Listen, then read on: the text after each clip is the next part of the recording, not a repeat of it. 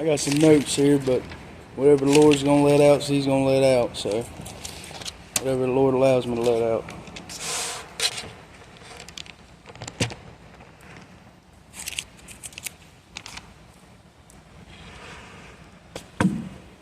How y'all doing tonight? Good.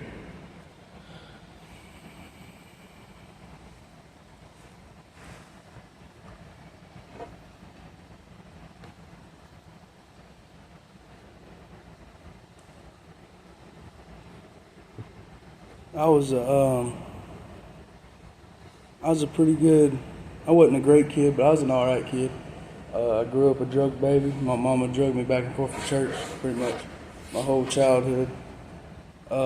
She raised me up in church. But somewhere along the lines, about 15, 16 years old, I got in with some friends, and they were in some bad stuff.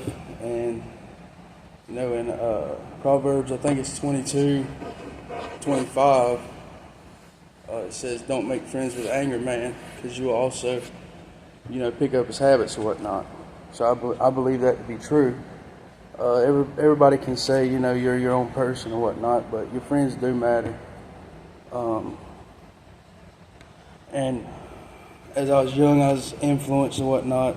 Started smoking weed, and that kind of led me down the wrong path.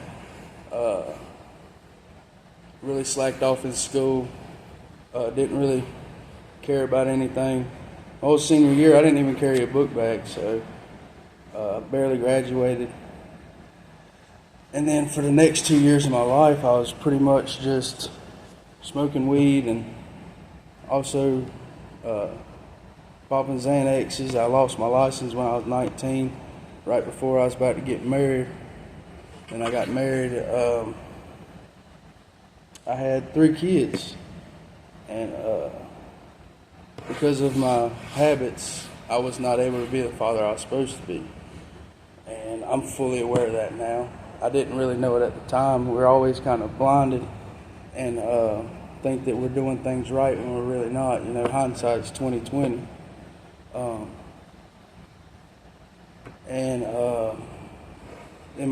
In 2019, my father passed away, and it kind of took a real big toll on me. And I was already not being the father and the husband I was supposed to be, and that kind of crushed me. And it just, I just could not be the man I was supposed to be, if that makes any sense. And so my wife ended up leaving, and sooner or later, a little on down the road, she took the kids, and it kind of it broke me.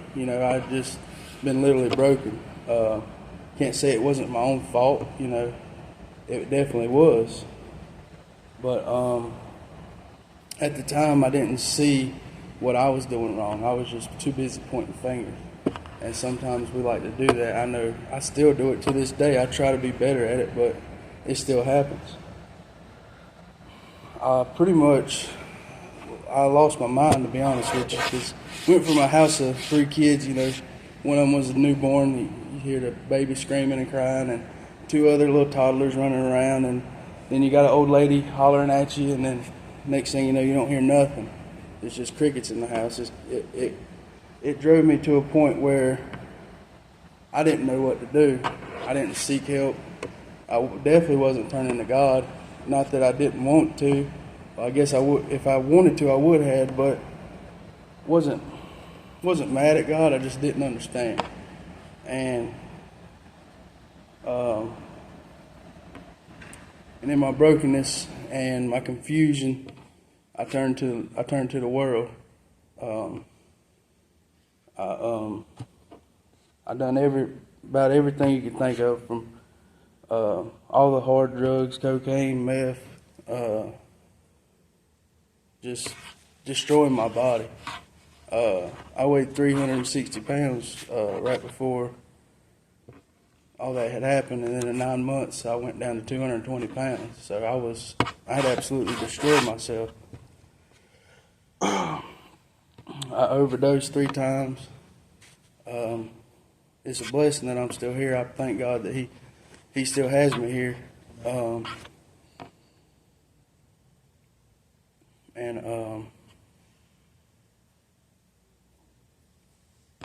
Then lost my house, lost my job, my truck caught on fire.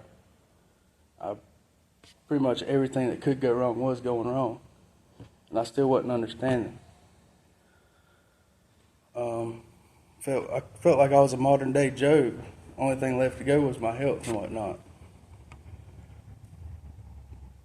And then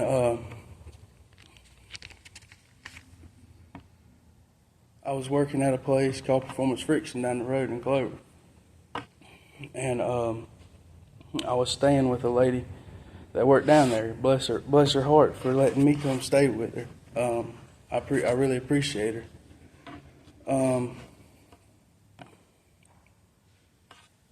And during that time, I had got into a little bit of trouble, and they sent me to rehab all the way down to Florida. So I went down to rehab, and I got clean off the fentanyl and all that.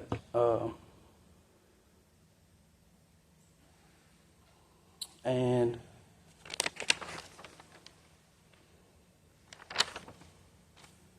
I got clean off the fentanyl, and I pretty much thought it was just me.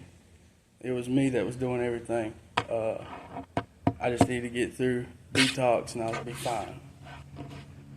And I did. I made it through detox. I stayed 19 days. It was a really nice facility. I felt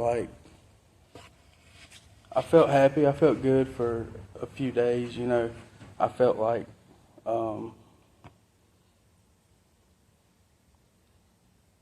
I was going to be able to beat it, you know.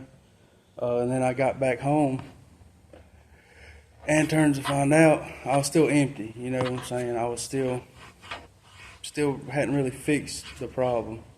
Just kind of put a drywall patch on it, and I turned to prostitutes, and slowly but surely I was like, well, I don't have a drinking problem, so, you know, I'll drink. And then next thing you know, I was drinking every day, and it was horrible. And you know, addicts, we're not supposed to even drink, because you know how you cure a hangover? Smoking marijuana. So I started smoking again, and then I was like, well, all this ain't working, so I went back to doing fentanyl again. And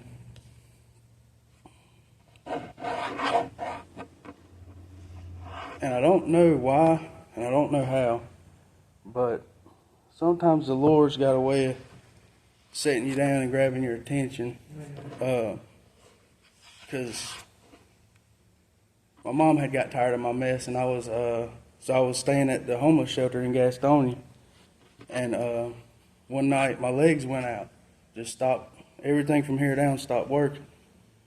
Went to the emergency room.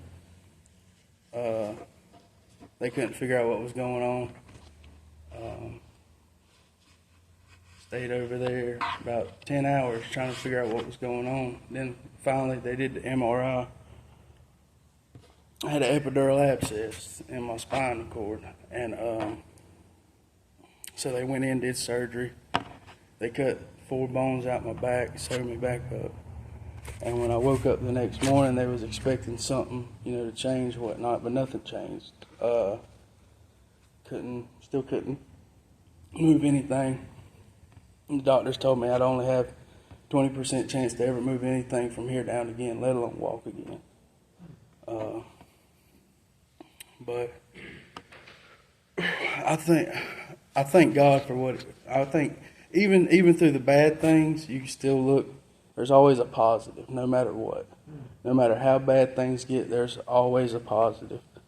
And I appreciate God putting me in that hospital bed at the time He did. Just setting me down because I had been running from God for so long, and it was almost like He was saying, "Are you done yet?" You know. And I told God, I told Him I was sorry. I just real honest prayer. I'm sorry. Please forgive me. I know I've been doing wrong. I want to give my life to you, you know. And I told Him no matter what, whether either I walk again or not, I'd give it all back to Him. I'd work for Him, for His glory. And slowly but surely, over the next few days, the next about week or so, because it took a long time for me to even be able to use the restroom or eat or do any of that, because all that in the spine messes with all this. And I slowly but surely got to wiggle my toes, wiggle my feet. Then I started kind of lifting my leg up a little bit, and then before you know it, I was able to sit up on the side of the bed, stand up with my walker, shuffle to my little chair in the hospital. And y'all see me here today, so it's just a testament of what God can do for you. I'm not promising that God can do. I mean, it's a tough thing to say. God done it for me, but God doesn't promise all that. You know, He just promises to be there with you. And like in Mark 2, when Jesus healed the man of palsy, I'd wondered when I was reading that, when He healed him, He told him,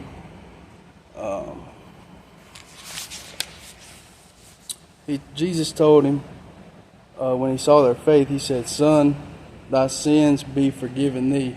And I had always wondered why He told him that instead of telling him to get up like He did later, because Jesus isn't more worried about our physical body, but our spiritual.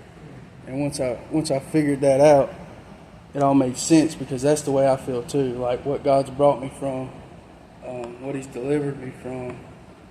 I'm so thankful for that. You know, the physical, it don't really matter, because it is what it is. You know, your spiritual is what really matters.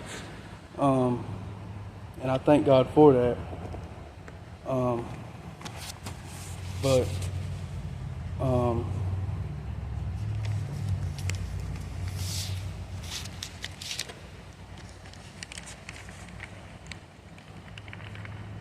sometimes God does everything for a reason. And I hope we all know that. I know y'all probably do, but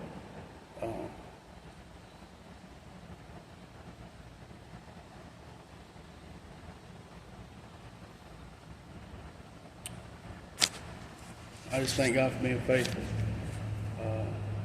And I appreciate y'all for having me.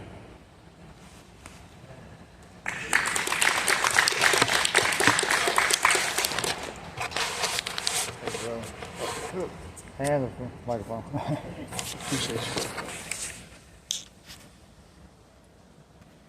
All right. Well,